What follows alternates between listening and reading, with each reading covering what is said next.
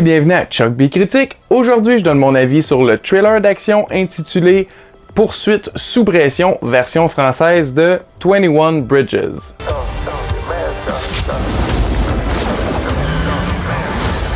Nobody approach him. He's mine.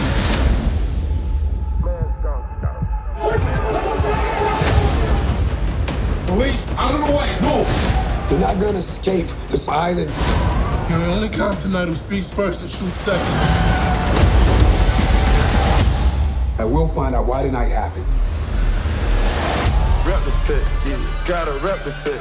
Dans ce film, on suit Adam, un policier loyal aux méthodes robustes qui doit mener une chasse à l'homme sur l'île de Manhattan au complet afin de mettre la main au collet de deux tueurs de policiers. C'est réalisé par Brian Kirk et c'est scénarisé par Matthew Michael Carnahan et Adam Mervis. Et aussi, c'est entre autres produit par les frères Russo. Si ça vous dit rien, c'est ceux qui ont réalisé le plus gros film au box-office présentement. Ça met en vedette Chadwick Boseman dans le rôle principal et aussi Taylor Kitsch, Sienna Miller, J.K. Simmons et Keith David. Là, j'aimerais parler à mes auditeurs français. Vous avez un titre français différent, c'est-à-dire Manhattan Lockdown.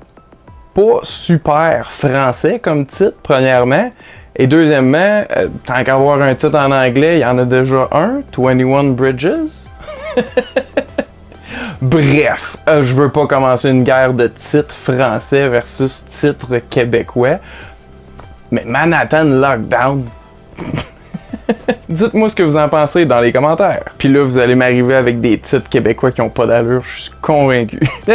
J'aurais couru après. J'ai trouvé que c'est un bon petit suspense d'action qui s'écoute très bien. L'histoire est somme toute conventionnelle, mais réserve quand même quelques surprises. Les scènes d'action, en particulier les fusillades, étaient vraiment brutales et violentes. Je vous dirais qu'elles m'ont vraiment saisi par leur réalisme. Le rythme du film est maintenu par un décompte de 5 heures pour retrouver les criminels en bloquant tous les accès à l'île de Manhattan. Ça créait une sorte de tension palpable, mais qui aurait pu être exploitée un peu plus à mon avis. Cependant, j'ai trouvé qu'il manquait un peu de personnalité dans la réalisation. Certains plans sont très beaux, mais dans l'ensemble, tout est présenté adéquatement. J'y vois aucun problème réel, mais ça manquait simplement de style pour mon goût. Le meilleur élément du film est définitivement la performance de Chadwick Boseman. Son interprétation d'un homme de la loi qui a la justice droit au cœur et qui n'arrêtera rien afin de la réaliser était à mon avis le point d'ancrage pour nous faire accrocher à cette histoire. Je l'ai trouvé très divertissant à regarder à l'écran, j'espère vraiment le revoir dans d'autres films prochainement, autres que Black Panther et autres.